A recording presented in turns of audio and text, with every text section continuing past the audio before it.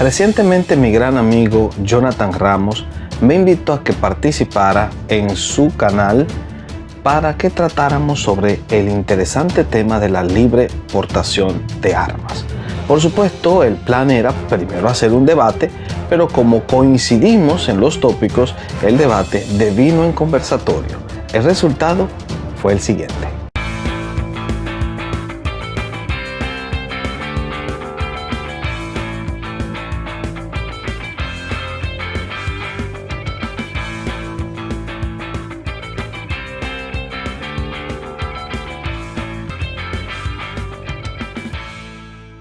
Bueno, querido amigo, estamos ante una charla, evidentemente con vos, debate así nunca va a ser porque en general la mayoría de los temas estamos de acuerdo. Para mí es un honor debatir con uno de los mejores teólogos de América, a pesar de que la proximidad de la amistad y del cariño que nos profesamos es auténtico y es bastante cercano. Nunca pierdo de vista el tremendo respeto y la distancia que tenemos, en el sentido de que yo te reconozco que sos uno de los mejores teólogos profesionales, y bueno, yo soy un amateur, yo no soy un teólogo profesional ni nada por el estilo, así que yo toco de oído acá en esto. Pero sería bueno charlar con vos sobre este tema de la libre portación de armas. Excelente.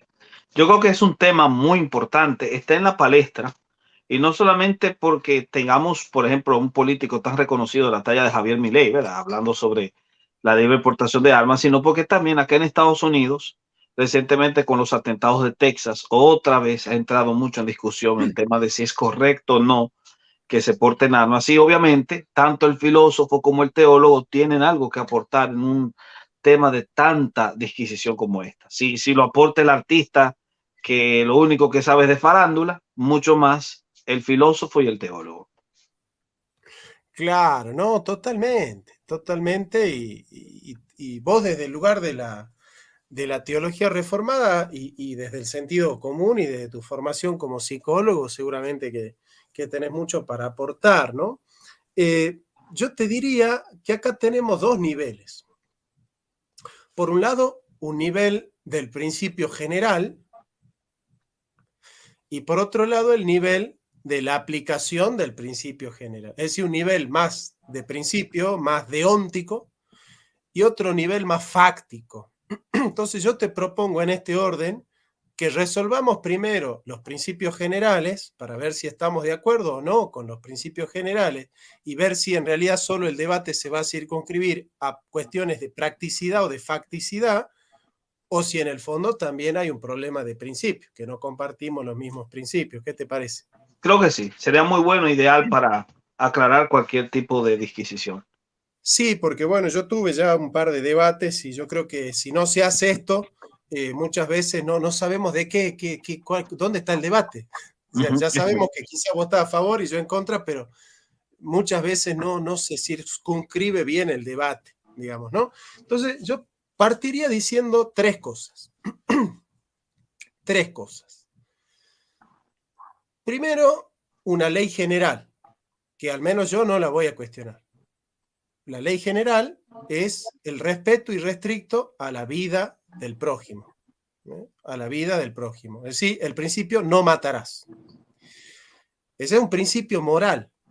No asesinar no es lo mismo que no matar, pero por de pronto el principio no matarás está resguardado en Génesis cuando dice no matarás al prójimo porque a imagen y semejanza de Dios es creado el hombre, ¿no? Creo que es Génesis 8:6 o 6:8, que dice así. Según ese principio, nosotros tenemos una antropología filosófica que sostiene que el hombre tiene una dignidad ontológica y una dignidad moral. La dignidad ontológica la tiene todo ser humano por el hecho de pertenecer a la raza humana, y esa dignidad ontológica es estática, universal, necesaria e inalienable. En cambio, la dignidad moral es dinámica, contingente, hay más, menos, jerárquica y divisible. En ese sentido, nosotros sabemos que todo delincuente pierde su dignidad moral, pero nunca pierde su dignidad ontológica porque nunca puede dejar de ser un ser humano. Es decir, nunca el ser humano puede prescindir de su naturaleza y perder la imagen de Dios, ¿no? El hombre puede perder la semejanza con Dios, que es espiritual, pero no la imagen de Dios, que es ontológica. Ese es un estudio que hice yo de los padres de la iglesia. Entonces, en virtud de eso, yo quiero que estemos de acuerdo en una cosa. Estamos de acuerdo que el principio moral es no matarás, que el principio antropológico es que la vida humana tiene valor y dignidad ontológica, y que el principio de la vida social es la paz social y la concordia y no la lucha. Esos son los tres principios que, si nosotros estamos de acuerdo, podemos avanzar en otra charla, en otro nivel del debate, o hacer el debate en los principios. Por supuesto, yo creo que sí, los principios yo los comparto totalmente. Si no los compartiera, obviamente no sería un buen cristiano. El primero, obvio, por obvias razones, es un principio moral, no matarás. Así que no creo que haya necesidad de discutir en ese tópico. Claro, ahí hay una inserción que podría ser aprovechable si en dado caso nos introducimos en el terreno de lo exegético, que es en torno a la interpretación correcta del verbo rashid, que se utiliza para hablar de matar, que hay quien interpreta como no asesinarás, es decir, haciendo una especie de diferenciación ontológica entre el asesinato y el matar propiamente como tal. Pero yo creo que ese tipo de juegos exegéticos muchas veces no son aprovechables. El principio es muy evidente, no matarás. Así que yo estoy totalmente de acuerdo con ese primero. Estoy totalmente de acuerdo con el segundo. La dignidad del ser humano es un derecho inherente y el ser humano obviamente no lo extravía a pesar de sus errores o de los errores que cometa. Por eso es que aún a pesar de haber caído, Dios dictamina que quien derrama la sangre de un ser humano está cometiendo un pecado capital, que merece un castigo capital por el hecho de que ha derramado la sangre de un hombre que lleva la imagen de Dios, pese a que ya es un hombre caído. O sea, totalmente estoy de acuerdo con eso. Y creo que el tercer principio también es ineludible. Lo que sí podríamos explorar un poco es sobre si realmente cuando una persona actuando en defensa propia neutraliza o liquida a un sujeto, debería ser considerado eso como un pecado real o en este caso si es un mal justificable. Ese punto es muy bueno. Yo creo que podemos dirimir un poquito en el debate en ese tópico. Ese ya es un tema más fáctico, ¿viste? Que tiene que ver con la aplicación del principio. El principio para salvar la vida, evidentemente, que todo ser humano tiene derecho a la legítima defensa, porque de suyo, que si la vida es valiosa, la mía también. Y si yo no puedo defender mi vida, no tengo derechos. Y si la única manera de instrumentalizar mi defensa a mi vida es matar al agresor de mi vida, y bueno, de suyo, que no tiene sentido el principio si yo no lo puedo hacer aplicable. Entonces, ya estamos de acuerdo en los principios, ¿no? Totalmente. Eso es bien. Ahora, la pregunta es, ¿necesariamente la portación de armas es la única manera en la cual el individuo puede hacer aplicable el principio de legítima defensa que está consagrado como derecho natural y que tiene como fuente, evidentemente, la dignidad de la vida? Yo creo que ahí está en debate la cuestión de si es imprescindible la libre portación de armas, con lo que implica el concepto de libre portación de armas, ¿no? Porque hay que entender hasta qué punto es libre, puede ser libre la portación de armas. O sea, porque una portación de armas totalmente libre es la que sucede, por ejemplo, en Texas, donde vos podés ir al súper y comprar chocolates y en la góndola comprar armas, ¿no? Y querés entrar en algunas iglesias, y hay iglesias y canastitos donde vos tenés que dejar tu arma para poder entrar al culto o a la misa, ¿no? Esa vendría a ser como una libertad demasiado libre, digamos, ¿no? O un concepto demasiado irrestricto de libertad. Yo te pregunto, ¿vos abonás ese concepto así irrestricto de libertad cuando se dice libre portación de armas, o maneja otro concepto un poquito más estricto? Más estricto. De hecho, lo estuve comentando recientemente en el canal de Santi, de nuestro querido y común amigo Santiago Alarcón, Y la idea es, yo no defiendo la libre portación de armas, como por ejemplo pasó en un debate que tuviste recientemente sobre el tema. No, yo no hablo de libre portación de armas, porque eso genera una serie de conflictos que tienen que ser regulados. Yo hablo de una regulada portación de armas que esté limitada directamente por el Estado sin tener que sacrificar la idea de que el Estado tenga que introducirse en nuestras vidas de forma total. Obviamente, yo no considero que cuando el Estado impone regulaciones a la venta de armas, sea una venia para justificar que el Estado también imponga qué tipo de ideologías debe enseñar en la escuela a mis hijos. Eso, yo creo que eso es una falacia de falsa analogía.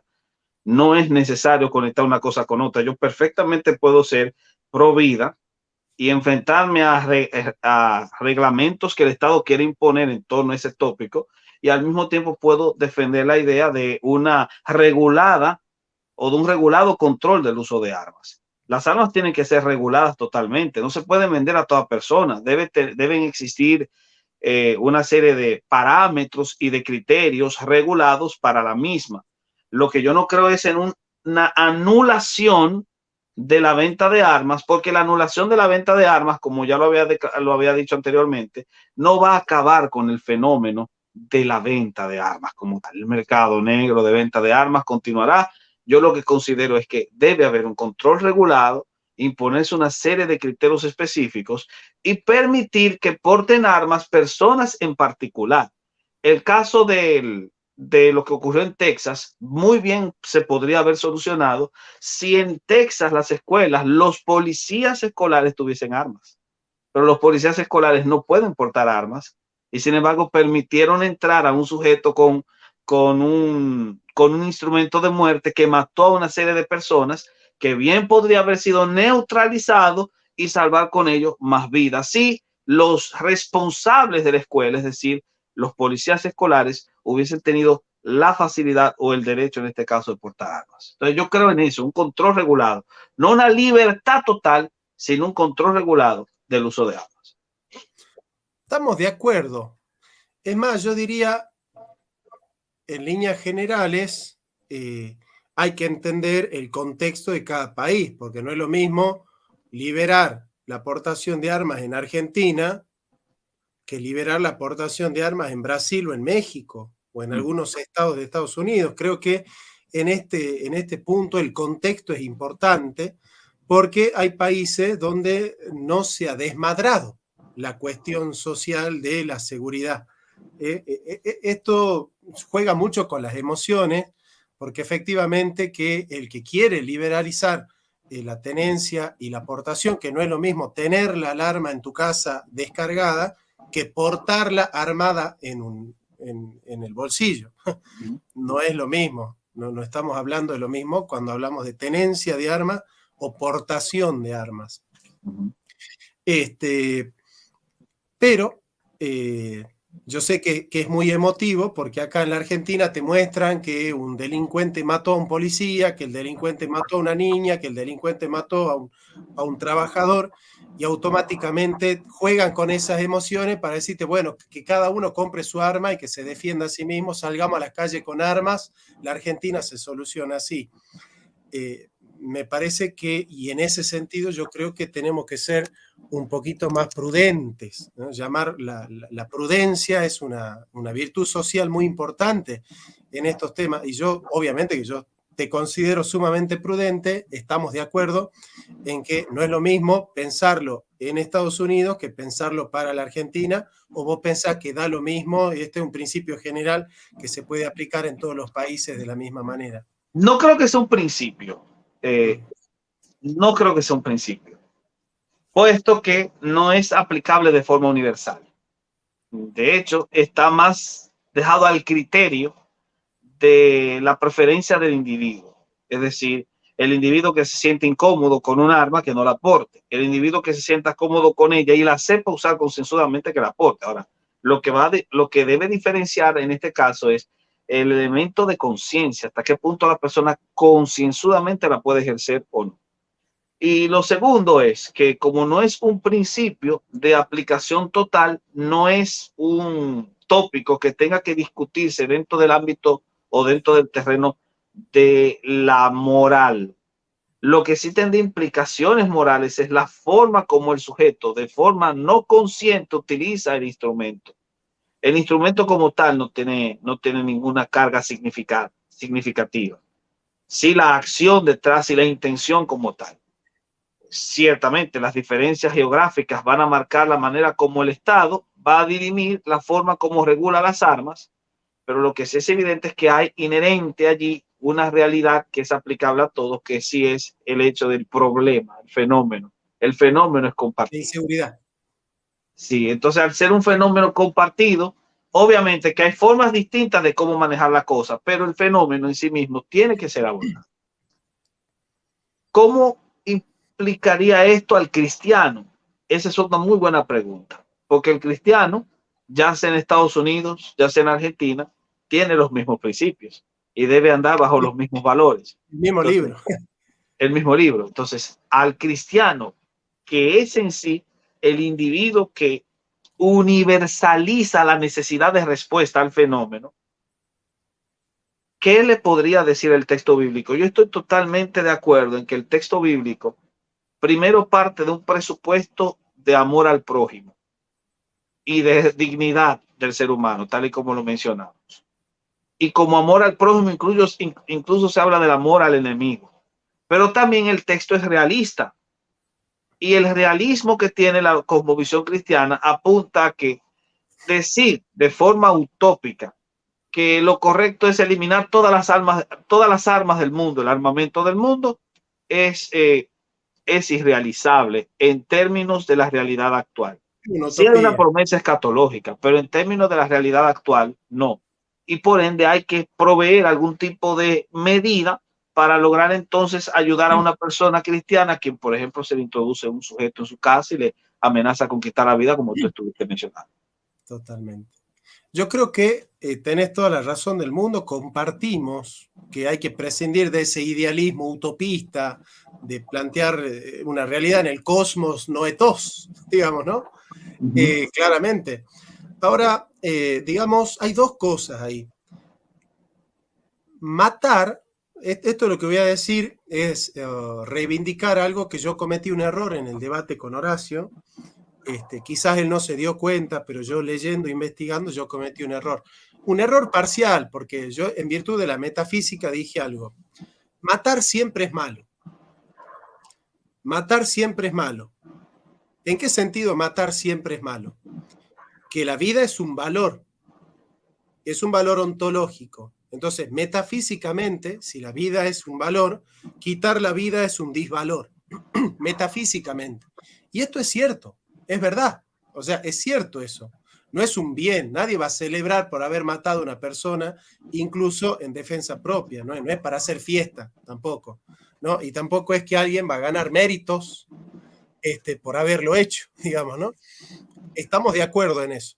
Pero moralmente, no siempre matar es malo. ¿Cuándo? Cuando vos estás completamente seguro, y es una seguridad fundada en una evidencia objetiva y no en un capricho subjetivo, que la única manera de salvar la vida era eliminar la vida del otro.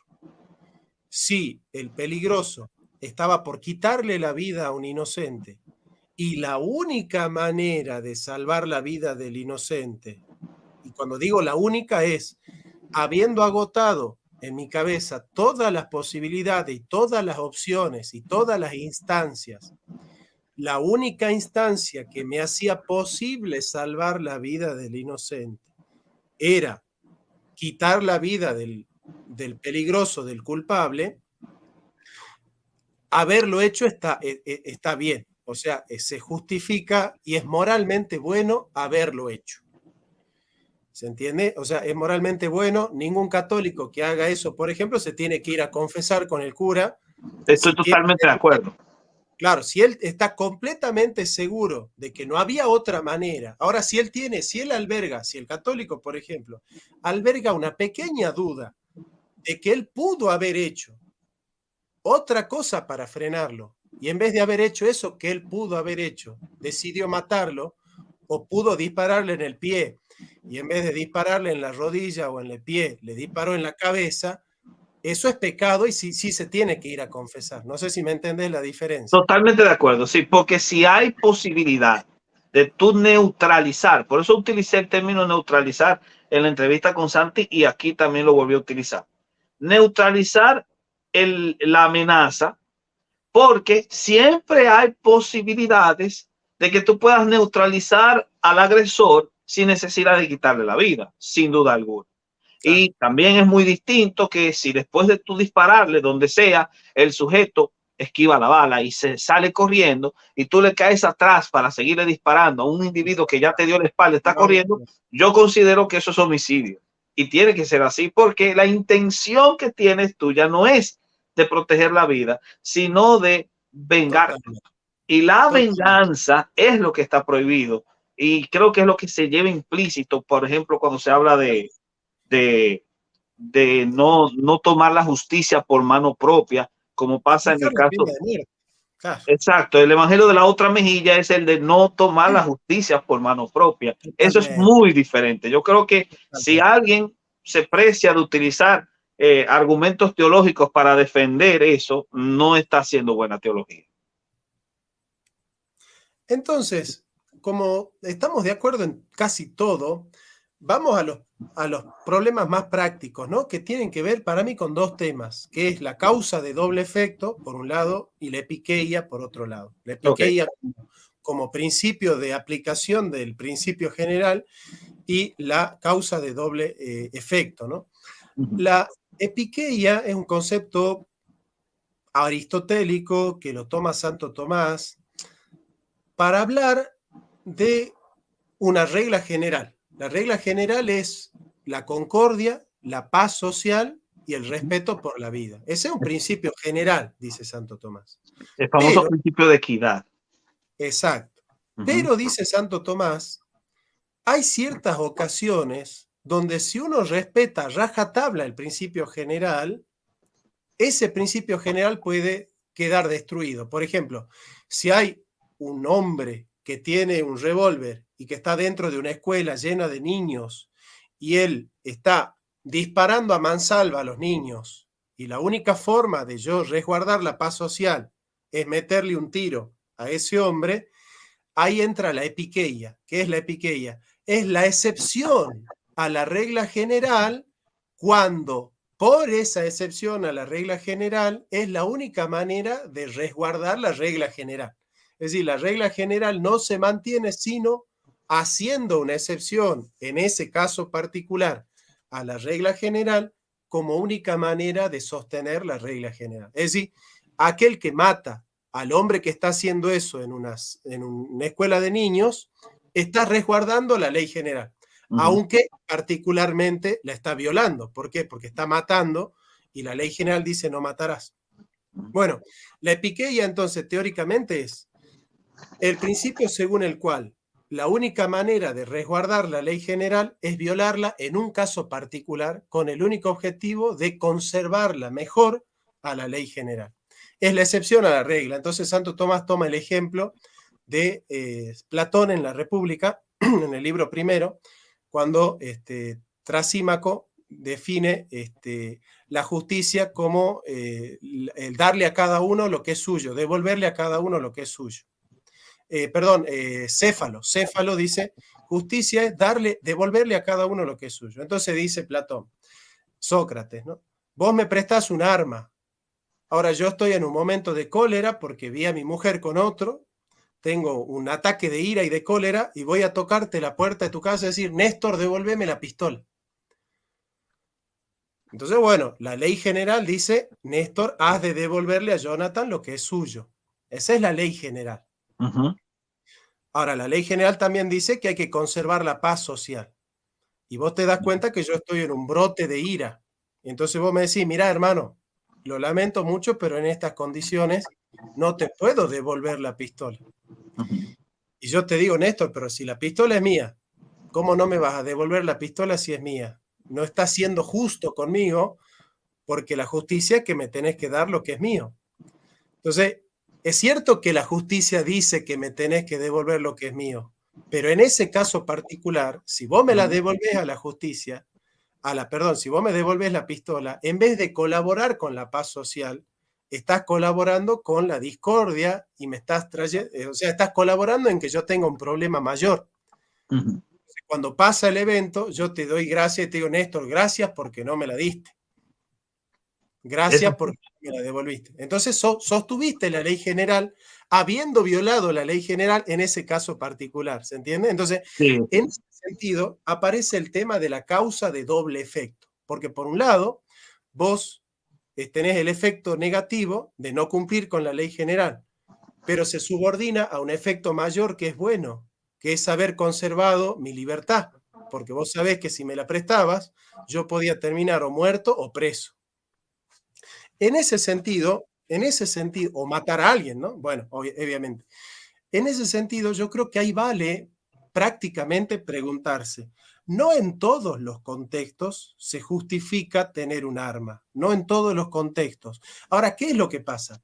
Cuando se da la libre portación de armas, sucede que ya, que ya se prescinde de los contextos, porque una persona que tiene la posibilidad de tener armas, si no hay una restricción muy grande, que ya le quitaría sentido al concepto de libre portación, es que la persona puede portar el alma siempre. La puede portar yendo al cine, a la iglesia, al club, en la calle, en los cafés, en los bares, en los boliches, en las discotecas. En ese sentido, sobre todo en la calle pública, ¿no? En la vía pública, en ese sentido yo considero que portar armas convierte en eminente y en inminente algo que no era inminente. Porque una persona que porta armas es mucho más peligrosa, no solo en el momento en el que se va a defender, sino en el momento en el que podría llegar a atacar. Porque el examen psicofísico regula la psicología y regula la practicidad, la técnica, pero no regula la moralidad. Así como un examen de conducción, de carnet de conducir, ujú. te certifica que vos sabes manejar, pero no que sos una persona educada. Entonces, muchas personas terminan utilizando esas armas que portan para defenderse para otros fines que no son los de la legítima defensa, y realmente vos no podés garantizar que la persona va a usar bien ese arma. Entonces, de alguna u otra manera, no, yo creo que es debatible siempre y cuando no se hayan agotado todas las otras instancias. Entonces, una de las cosas que sostiene la doctrina social de la Iglesia, que yo enseño, es que para llegar a esos casos extremos es necesario primero agotar todas las otras instancias razonables, porque esa instancia de la aportación de armas que te permite ejecutar al que consideras que es peligroso o al que es evidentemente peligroso o al culpable en el caso de que él ya haya matado y yo me quiero vengar y le quiero disparar, es un caso extremo, porque siempre que está en juego la vida y la muerte es un caso extremo. Entonces, ¿qué recomienda la Iglesia Católica? Dice, tratemos de agotar todas las otras instancias razonables y posibles para poder llegar a esa instancia extrema. En este caso, ¿vos estás de acuerdo que primero deberíamos hacer todos los esfuerzos por agotar todas las otras instancias razonables, o que ya es razonable de por sí plantear el tema de la aportación de armas? Mira, yo estoy totalmente de acuerdo. De hecho, lo había dicho en otras ocasiones, de que siempre que se presenten este tipo de ocasiones, lo correcto es agotar cualquier posibilidad, ya sea neutralizando al sujeto sin necesidad de quitarle la vida, tal vez con un disparo en el pie o lo que sea, o quizás también utilizando algún tipo de estrategia que no necesariamente implique la tenencia de armas como tal. Pero lo que sí explico es que cuando se tiene una consciente forma del manejo de las armas, consciente manera del manejo de las armas, entonces la persona puede libremente portarlas, porque esa persona no las usará a menos que no sea necesario, y cuando las utilice ni siquiera va a hacerlo de forma tal que, como si estuviésemos en plena ley del salvaje oeste, inmediatamente dispare a matar. Claro que no.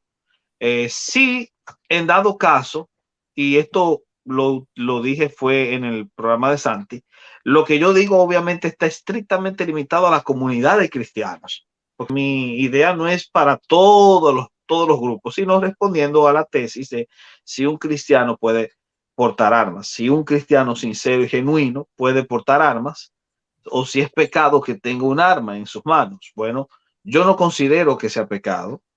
Lo que sí debería ser es consciente en el uso de las mismas. O sea, la tenencia de armas como tal no es pecaminosa. Ahora, de ahí a permitir que todo el mundo tenga acceso a las armas es otra cosa. Yo no creo que todo el mundo deba tener acceso a las Entonces, armas. vos no estás a favor, como ya, entonces, claro, vos no estás a favor de la libre portación de No, de armas, hecho, sino de la, la restringida, claro. es una restringida y consciente, regulada manera de controlar el uso de las armas. Eso es lo que yo abogo y entiendo que es lo correcto. Libertad total no sería lo adecuado, como tampoco la restricción total. Son dos extremos que hay que evitarse y el cristianismo se sitúa en un cómodo punto medio en el que, por cierto, prima la virtud.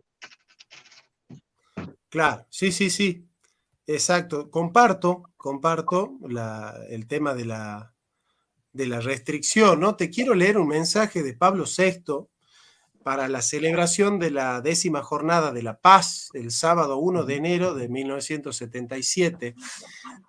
A ver si te lo puedo compartir, así lo podemos leer entre los dos. Me parece que en este sentido la Iglesia Católica es muy sensata al respecto y a mí me agrada mucho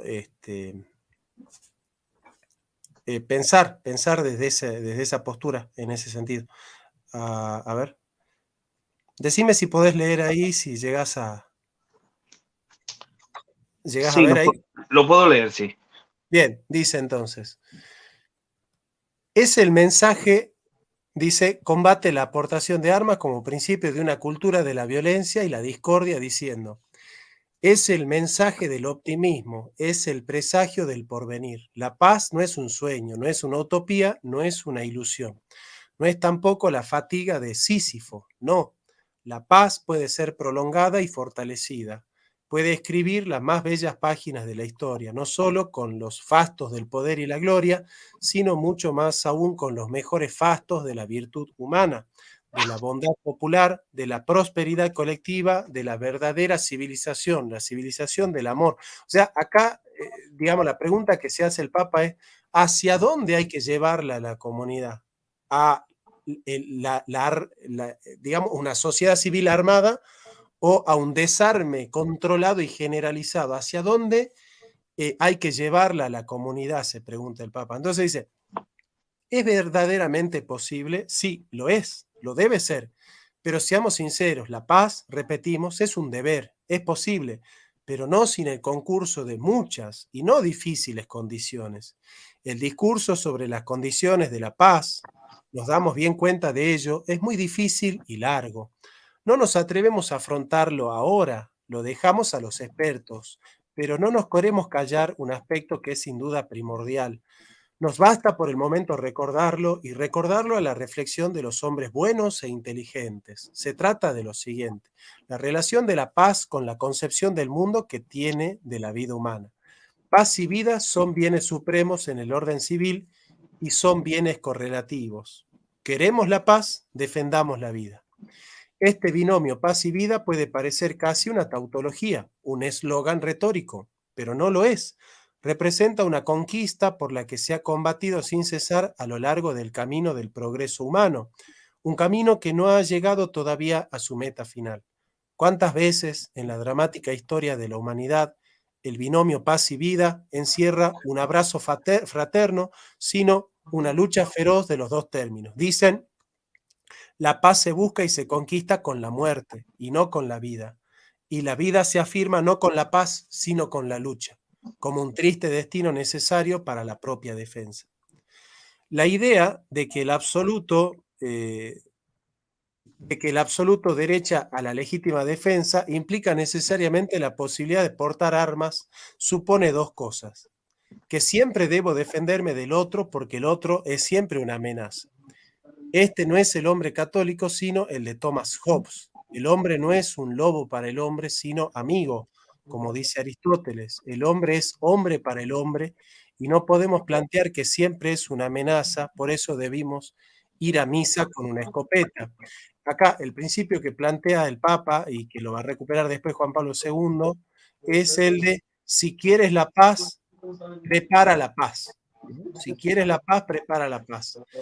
Me parece que muchos... Que es una oposición al principio aquel de si quieres paz, prepárate para la guerra. No, claro, es justamente va en contra de este principio, Y Queen porque Pixie para ver.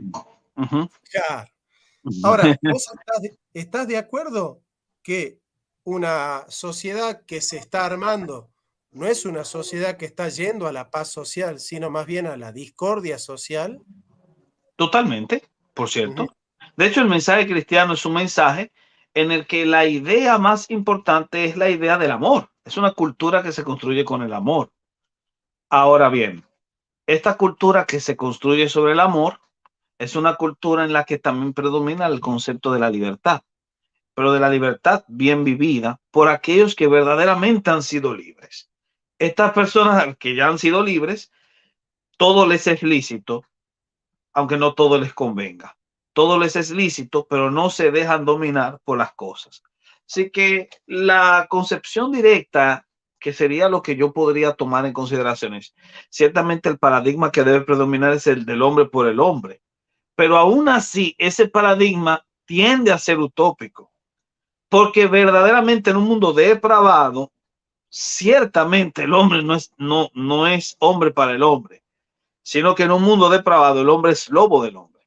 Entonces, la realidad que nos muestra este mundo depravado es que todos están en contra de todos. Lo que tiene que hacer el cristiano es marcar la diferencia, presentando el amor de forma individual, mientras que al mismo tiempo se permiten que elementos de corte institucional puedan garantizar la paz a través del uso de las armas adecuadas para ello, que en este caso es la presencia del Estado. Esa es la manera como lo entiendo en las escrituras y como lo veo desde el Es que texto bíblico. ¿sabes qué? No dejo de pensar en una cierta, no tuya, ¿no?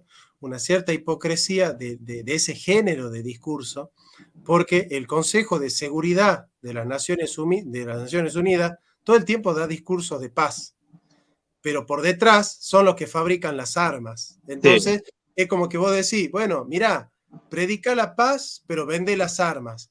Y yo creo que de alguna u otra manera también esos hechos fácticos terminan soslayando principios y valores, ¿no? Como diciendo, mira, acá te dejo la pistola, pero que reine la paz. Entonces, ahí es donde yo creo que tiene sentido también que hay que prepararla a la paz. Y para prepararla a la paz, tenemos que tratar de bregar por el desarme generalizado. O sea, yo creo que primero tenemos que dar la lucha para comprometer a los políticos al desarme generalizado, es decir, a que se pueda por todos los medios posibles desarmar a los delincuentes, ¿no?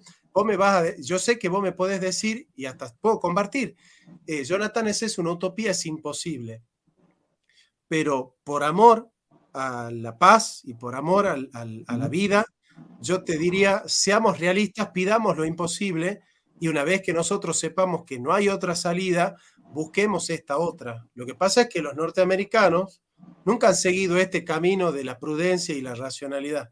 Los norteamericanos empezaron primero por la violencia, porque evidentemente ellos, que son un imperio, hicieron todo su imperio chorreando lodo y sangre. Es decir, nadie va a pensar que Estados Unidos se hizo grande con la laboriosidad de los norteamericanos. El destino Sí, manifiesto estadounidense también implicó el uso de la guerra como un mecanismo claro, de expansión. y, y Claro que le- y tener y la colonias. tortura. Debo decir, por ejemplo, en mi país, nosotros fuimos invadidos por los estadounidenses en el 1916. Y en mi país no se conocía la tortura. La tortura fue implementada por los marines y ellos entrenaron a los cadetes que se ingresaron de origen criollo a la marina que utilizasen los métodos de tortura que fueron muy eficientes durante la dictadura del trujillismo, que por cierto fue entrenado por los marines estadounidenses en el 16. O sea, es así, ciertamente. Ahora, claramente yo no estoy diciendo que hay que desarmar a los ejércitos nacionales, ni a todos aquellos que son profesionales de las armas y que tienen que rendir cuentas por Ese es el usarlas punto. o usarlas mal, ¿no? El desarme generalizado es desarmar a la población civil, pero no a los policías y no al ejército. Por otro lado, no estoy siendo una especie de naif, ¿no? Es decir, no soy un naif que plantea colorcitos y palomitas dulces en el cielo y que dibuja globitos y sirenas. O sea, lo que estoy planteando yo es una cuestión de prudencia social, de principio social, de la concordia, de la paz, de la amistad social, que son los principios que a mí me gusta instalar como leyes generales, y después en casos particulares, evidentemente que el Estado se garantice de que cada vez que alguien quiera comprar un arma, todos los requisitos lo más estrictamente posibles. ¿Y por qué te digo lo más estrictamente posible? Porque acá hay un psicólogo en la Argentina que firmó 23.000 permisos para comprar armas en la Argentina en un año. Sí, pero ya, 23 esos son motivados por negocios, sobre todo. son motivados por negocios. Y yo estoy de acuerdo que vos y yo estaríamos de acuerdo que ese tipo tiene que ir a la cárcel. Por supuesto, totalmente. Bien, claro. Ahora, con esto no estoy diciendo que un cristiano como tal no tenga derecho, si ha presentado los criterios adecuados y los llena, de tener un arma, porque en dado caso se supone que Bien. este hermano o esta persona sabrá en qué momento utilizarla. Yo estuve contando el testimonio de un comerciante amigo, el pastor José Arroz, le decía, porque tiene una fábrica de arroz. Como comerciante, él necesitaba portar un arma, porque directamente él tenía que estar transitando en lugares que eran ciertamente peligrosos y tenía mucho dinero en el camión. Pero él siempre oraba para que Dios nunca le permitiese tener que utilizarlo. Y obviamente nunca le dio la oportunidad, nunca tuvo que utilizar el arma como tal. Mi pregunta es, el hermano José, que era muy sincero en su fe, ¿estaba pecando por tener una pistola? No, porque tener algo no es pecado. El pecado es el acto de hacer algo indebido con la pistola, pero tenerla, la pistola en sí mismo no es ni bueno ni malo. Exacto, ese es el punto. A eso es que me refería, por ejemplo, cuando hablé de un Pedro que portaba la espada, a pesar de que Pedro portase la espada, no se le recrimina por tener la espada, sino por el uso que le dio, de forma tal que al final de cuentas se le coloca el principio de que el que espada mata espada, al que espada vive, espada morirá. Vivir por espada es hacer de la espada o del arma un estilo de vida. Y obviamente los cristianos tenemos que estar en contra de eso. En eso consiste, si se podía utilizar el anacronismo, el mensaje pacifista de eso. O sea, un mensaje realista en el sentido de que enseña de forma concienzuda qué es lo que debemos hacer con aquello que llamamos arma. El objetivo del arma nunca será obviamente la implantación de una cultura del terror, sino la lucha por la paz. Y en esto pareciera que Lutero incluso llega a mencionar algo en su famosa carta al muy distinguido caballero Asa von Kram, que era un príncipe alemán y que tenía esta duda. Era un príncipe que no quería utilizar la violencia para poder eh, realizar un adecuado control de los vejámenes que se realizaban en su ducado. Y obviamente él tenía ciertos conflictos porque tenía que mantener el bienestar social, pero tenía temor de estar pecando si armaba a las instituciones adecuadas para ejercer el trabajo. Y Lutero le escribe lo siguiente, y es muy interesante, por cierto, destacarlo. Es cierto que no parece que matar y robar sea una obra de amor. Por eso un ignorante piensa que no es acción cristiana y que no conviene a un cristiano actuar así. No obstante, en verdad es una obra de amor. ¿En qué sentido? Es parecido a un médico bueno. Si la enfermedad está mal y grave, él tiene que cortar una mano, un pie, una oreja y sacar los ojos o dejarlos perder para salvar el cuerpo. Cuando uno mira el miembro que corta, parece ser un hombre cruel y sin lástima, pero si se considera el cuerpo que quiere salvar con ello, se ve en verdad que es un hombre excelente y leal y que hace una obra buena y cristiana en cuanto de él depende. Así también, si considero el oficio de la guerra que castiga a los malos, mata a los injustos y causa gran desolación, parece ser una obra no cristiana y de todos modos contraria a la caridad cristiana. Más si pienso en que la guerra protege a los buenos, preserva y guarda a la mujer y a los hijos, la casa y la finca, la honra, los bienes y la paz. Y la paz. Es evidente que es una obra excelente y divina, y me doy cuenta de que corta una pierna humana para que no perezca el cuerpo entero. Pues si la espada no resistiese y mantuviera la paz, todo lo que hay en el mundo debería perecer por la discordia. Por ello, tal guerra no es sino una desaveniencia pequeña y breve que nos defiende de una discordia eterna e inmensa. Es una desgracia pequeña que nos guarece de un infortunio grande. Y termina diciendo, lo que ahora se escribe y dice que la guerra es una gran plaga, todo es verdad. Ciertamente, la guerra es una plaga, dice Lutero. Pero se debería considerar además cuántas veces mayor es la calamidad que se evita con la guerra. Si la gente fuese buena y mantuviera la paz, un mundo utópico, el guerrear sería la mayor plaga en la tierra. Pero no cuentas con que el mundo es malo. La gente no ama la paz, sino que quiere robar, hurtar, matar, violar a la mujer y los hijos, despojar de los bienes y de la honra. Tal discordia universal ante la cual no se podría mantener hombre alguno, la debe impedir la pequeña discordia que se llama guerra o espada. La idea es, el uso de la espada es un mal necesario, pero es un mal menor que tiene como objetivo el freno de un mal mayor. Obviamente, el arma es un instrumento neutral en términos morales, tú mismo lo dijiste. Tener un arma no es una cuestión que realmente tenga una validez en términos de análisis moral. El uso que le damos en dado caso. El arma es un elemento neutral que puede ser utilizado para el mal mayor como también para evitar ese mal mayor. Entonces, en ese caso es donde tendríamos que dirimir nuestro interesante análisis. Yo creo que en términos generales y de forma de razonamiento estamos de acuerdo. Es decir, para la legítima defensa tiene que haber proporcionalidad. Entonces, si los delincuentes están armados con armas de fuego y yo tengo una navaja, evidentemente que no tengo las posibilidades, los medios adecuados para poder ejercer mi legítima defensa. Y realmente yo no estoy en contra de que la población se sienta segura. O sea, no es que yo, por el principio utópico, quiero dejar vulnerable al pueblo de la amenaza que implica la violencia y la inseguridad. Creo que por ahí no quiero ir por ahí. Lo que quiero plantear es que hay que hacerlo con tal prudencia y siempre predicando el principio general que es la paz social, la concordia, la amistad social, en lo posible siempre tender al desarme generalizado. Es decir, si yo te pregunto, yo te doy dos mundos posibles, que todo el mundo tiene armas o que los delincuentes no las tienen. ¿Vos qué elegís? Obviamente elegiría el segundo. ¿Por qué? Porque justamente el mensaje del desarme tampoco no es un mensaje que yo descarte. De hecho, las escrituras apuntan hacia eso. Cuando dice que forjarán sus espadas en asadas, está hablando de un desarme total y general, de la transformación de armas de muerte en instrumentos de cultivo.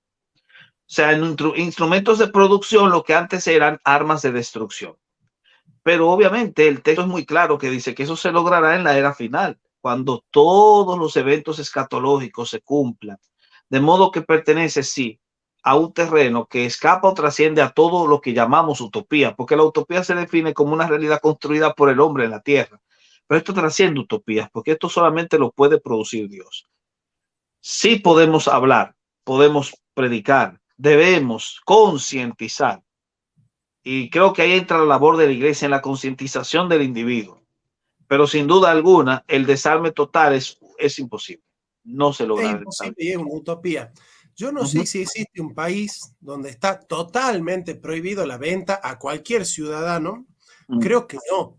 Creo que en todos los países tenés aquellos que ponen muchas restricciones, aquellos que ponen menos restricciones y aquellos que casi no tienen ninguna restricción, ¿no? Pero creería yo, y le pido a la audiencia si es que son tan amables de decirnos si hay algún país donde está totalmente prohibido que ningún ciudadano, bajo ningún aspecto, pueda comprar armas, a no ser, obviamente, el ejército y la policía, ¿no? ¿Vos tenés noticia de si hay algún país que prohíbe totalmente? No me llega ninguno a la mente ahora mismo, que yo sepa. Puede ser que haya, pero Bueno, no me acá llega nos dice uno. Juan, mira, acá nos dice Juan, vamos a ver si es cierto, pero si nos dice, ¿por qué no creer en él? Dice, en Corea del Norte está totalmente prohibido. Mira vos qué interesante. Bueno, yo diría que no, que sí, tiene que estar permitido, pero con muchas restricciones. Yo estaría a favor, sí, de que, este, de que las restricciones sean severas, muy minuciosas y que se cumplan estrictamente todas las restricciones razonables. Es decir, no preguntarle a qué partido político vota, eso no es razonable, ¿no? O de qué religión es, eso no es razonable. Pero sí es razonable que la persona no tenga antecedentes penales, que tenga un trabajo Ujú, por honrado, supuesto. que tenga buen testimonio de los vecinos, que sea una persona de bien, que tenga psicológicamente todas las condiciones adecuadas para ejercer una vida social responsable y un psicotécnico para que él dé cuentas de que sabe manejarla técnicamente y que es un hombre que suele manejarse con prudencia. Me parece que esos requisitos hacen razonable la posibilidad y que prescindir de algunos de estos requisitos que hacen razonable la posibilidad es totalmente intolerable. Ujú, por supuesto que sí. Ahora, respecto al dato de si Corea del Norte está desarmado, sería bueno revisarlo. Porque que yo sepa, no creo que haya una política de desarme total civil. Y si la hay, creo que las razones son muy obvias. Es para evitar que se levante alguien en contra de Del lo gobierno. que es el gobierno. De hecho en la Biblia hubo una ocasión en que Israel fue desarmado en forma civil. Cuando los filisteos ocuparon esa zona, ellos Mirá, prohibieron a los herreros, no se podían tener herreros y los herreros no podían hacer espadas ni asadas. Y para los israelitas poder arreglar su asada o su asadón, que era su instrumento de cultivo, tenían que ir a los herreros filisteos porque ellos tenían un control regulado del uso de las armas para evitar el levantamiento civil. ¿Hasta qué bueno, punto eso sería considerado correcto? ¿No sería eso una claro, tiranía, una no, dictadura? claro, ¿Entiendes? claro, Esa es la paradoja en la que nos encontramos cuando hablamos de claro. él. Yo, yo te diría que estamos de acuerdo en todo, porque en realidad vos y yo estamos en contra de la libre portación de armas. Sí, totalmente. Yo creo ¿Entendés? que lo Entonces, dejé muy claro cuando estaba con Santiago. Yo no eh, estoy a favor de la libre portación de armas. Es de un uso controlado y regulado. Eso sí. eh, eh, es bueno, porque yo en el debate que tuve con Horacio, que me encantó, aparte Horacio es un caballero, No, y muy eh, bueno. Maneja es muy muy buenos datos. bueno, es muy bueno. Sí. Él me cambió el principio general. Eso es lo que yo al final me terminé dando cuenta, que él tomó un texto de la Biblia, traducido según él por el Vaticano, donde él dice que el texto dice no matarás al inocente, que en realidad el principio general es que no hay que matar al inocente, que No, matar no, al culpable no, no es delito. no, nunca lo había escuchado, a sinceridad. Solamente lo escuché por primera vez cuando él lo menciona. No, no lo escuché nunca y me pareció peligroso porque ahí ya no es que él me está cambiando un tema práctico, que es el que estamos resolviendo nosotros, de cómo funciona el principio general, sino que me estaba cambiando el principio general, Ujú. ¿entiendes? Y eso ya es otra cosa, o sea, ya cambiar el principio general es otra cosa, porque ahí vendría a resultar que solo la vida del inocente es valiosa, que solo la vida del inocente merece ser defendida y que bueno, que si en realidad a alguien te declara culpable y bueno, tu vida ya no tiene valor. Entonces, me parece que no es ese el principio general, no es ese el principio general y que ahí sí, ahí ya me parece más peligroso y ahí sí entraría en un debate con alguien que me quiere cambiar el principio general. Pero vos y yo estamos de acuerdo que el principio es que en lo posible hay que salvar la vida de todo ser humano, incluso de aquel que es culpable, siempre y cuando él no sea una amenaza para la vida de otro. ¿Sí? O sea, y si aún si alguien, es una amenaza, siempre es correcto buscar por ejemplo, las posibilidades hasta claro, que se agotan, obviamente. por Yo ejemplo, totalmente estoy de acuerdo con eso. Pedro acaba de matar. Ahora, si yo le meto un tiro a Pedro ahora, no estoy evitando que él mate. Se justificaba ante la inminencia de que él mate. Ahora, una vez que él ha matado y yo lo ejecuto, yo ya no estoy haciendo uso de mi No. legítima defensa. Yo estoy ejecutando pena de muerte y venganza por mano propia, ¿no? Y justicia por mano propia. Entonces, me parece que estableciendo bien cuáles son los límites y los contrapuntos, estamos de acuerdo, o sea, estamos de acuerdo y yo creo que en pueblos con mucha inseguridad, como son algunos estados de Estados Unidos, México y Brasil, es mucho más considerable. Yo te puedo asegurar que acá en Argentina, si bien hay mucha inseguridad, no es de ese tamaño. Y yo creo que la libre portación de armas, más que traer solución, va a traer más problemas en ese sentido. No sé si estás de acuerdo con que, como dijimos, hay que circunscribirse mucho a las distintas situaciones. Por eso es que es importante recordar que la tenencia de armas no es pecaminosa. De ahí que sea factible el poder adecuar al contexto geográfico en el que realmente se necesita aplicar medidas de esa categoría. Hay países donde no sería correcto. Por ejemplo, en mi país no tener un arma es un problema porque los delincuentes te matan para quedarse con tu arma. Claro. Mirá lo que dice acá la doctrina social de la Iglesia, que me parece prudente en esto. 511 de la doctrina social dice: es necesario que se adopten las medidas apropiadas para el control de la producción, la venta, la importación y la exportación de armas ligeras e individuales que favorecen muchas manifestaciones de violencia. La venta y el tráfico de estas armas constituyen una seria amenaza para la paz.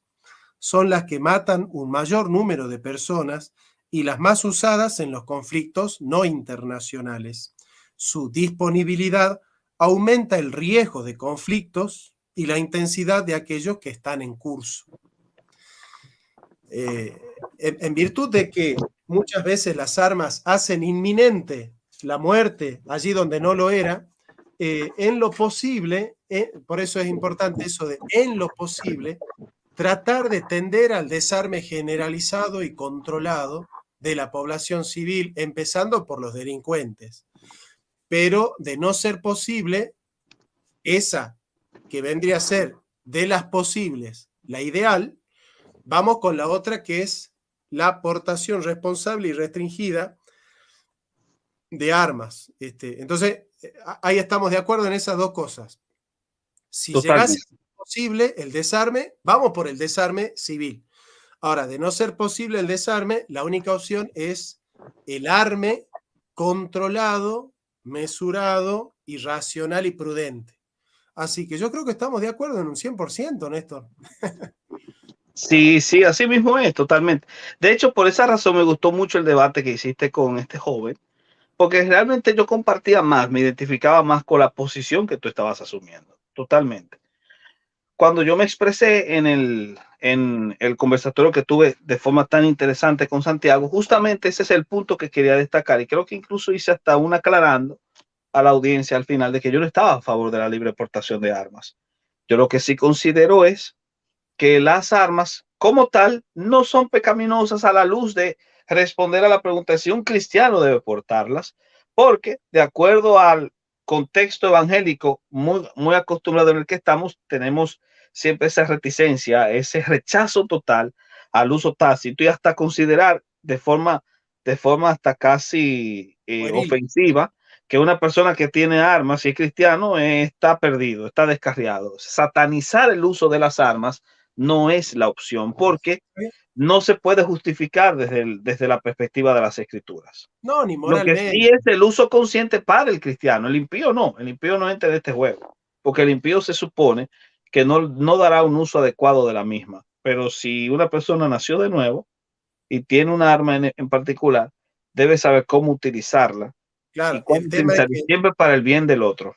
el tema es que no hay un radar que pueda captar quién ha nacido y quién no ha nacido de nuevo a la hora Es de vender. cierto. Ese es el tema, ¿no? Es cierto, pero aún así partimos de la presuposición de que una persona que sigue los principios de Jesús, obviamente sabrá cómo debe comportarse ante una situación determinada. Y que lo que realmente hace que el uso del arma sea pecaminoso no es tanto la aportación o tenencia de la misma, sino la intención tras el uso dado.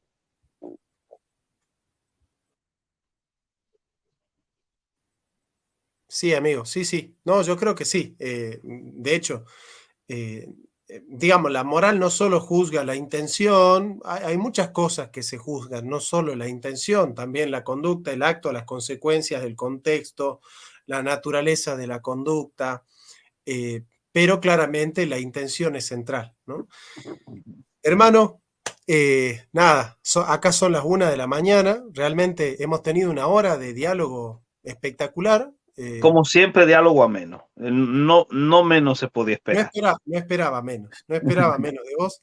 Estoy contento porque de alguna manera me acerco un poco más a aquellos que están hablando de las armas. Yo pienso que siempre hay que dejar claro el principio de la paz social, de la concordia y de la amistad, y después ver en casos particulares la excepción, pero no colocar la excepción como regla, ¿no? No. Y yo creo que eso hay que tener mucho cuidado porque aquellos que están a favor de la libre aportación de armas no tienen los mismos principios que tenemos nosotros y son muy Eso es peligrosos. verdad, es cierto.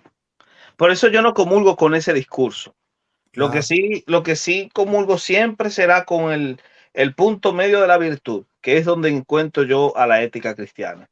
No una libre permisividad, pero tampoco una rígida prohibición, como podría pasar, por ejemplo, en dictaduras totalitarias, donde muchas veces se ha utilizado el desarme justamente para poder manipular a la población. En ese sentido, sí no estaría a favor. Claro.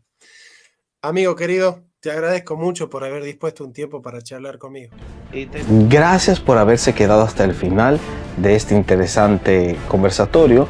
Les animamos a que cualquier interrogante que les haya generado la puedan dejar en los comentarios y prometemos responderlas cuando sea debido. No olviden suscribirse al canal de nuestro amigo Jonathan Ramos, donde él constantemente sube contenido de peso, y como no, sigan participando junto con nosotros en este gran equipo que se llama El Teólogo Responde.